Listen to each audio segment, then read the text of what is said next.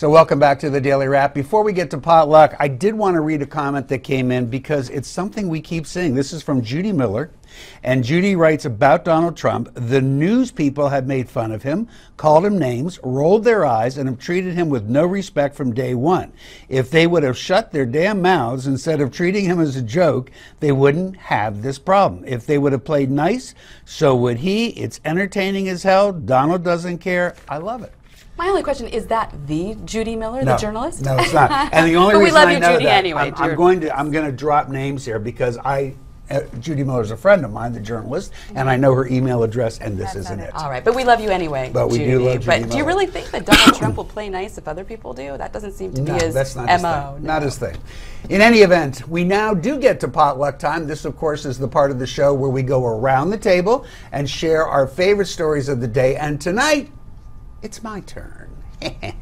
While you've probably never heard of Vladislav Samsonov, tough one for me, better known to his friends as Sam for all the obvious reasons, I think that it's time that you did.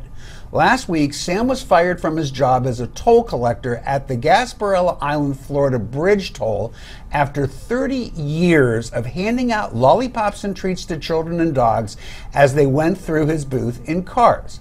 He had a smile for everyone, and on occasion, he actually covered out of his own pocket the toll fare when someone didn't have enough cash to get through.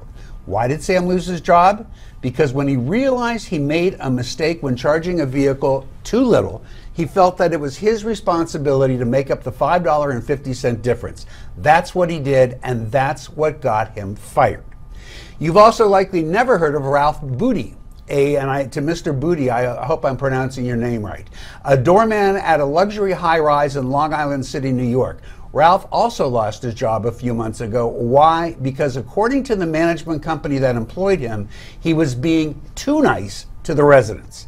Now, according to Mr. Booty, he said, I told them when the tenants ask me to do something, I'm going to say yes. But the management said you do things for them which you shouldn't be doing. And unfortunately, in this case, nice guys finished last.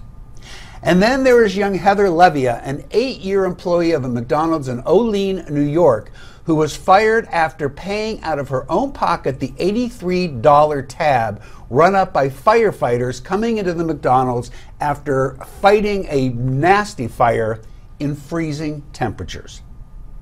After they came in and she paid the tab, another wave of firefighters who were involved in the fight came in, and Heather again wanted to see that their tab was covered. She asked her boss if he would pick it up, the store, and her boss refused. So Heather went over his head to the corporate, and they also refused. As a result, Heather took up a collection among her fellow employees to pay the tab, and she was fired as a result. My question to the panel, when did it become a fireable offense to treat people well and show respect to those who face dangerous jobs that protect the rest of us? What is wrong with these employers? What does it say about modern American society? Amy Holmes. This is incredible that these people are being punished for being generous, thoughtful, the type of fellow citizen we hope to all be. I don't understand these decisions. Isn't this what used to get you a bonus where you worked? A good Samaritan? This used to be something that we applauded rather than fired people it's for. When you take away discretion from managers, you know, when they have to follow a certain rule. The manager at McDonald's said no. But corporate, whatever it may be, when people are so focused on the rules that they can't see the exceptions and the necessary exceptions, sometimes it reminds me of judges who give these mandatory sentences without any discretion, without any thought. Right. It's taking away the idea that people are human, and sometimes you have to bend the rules for a good reason,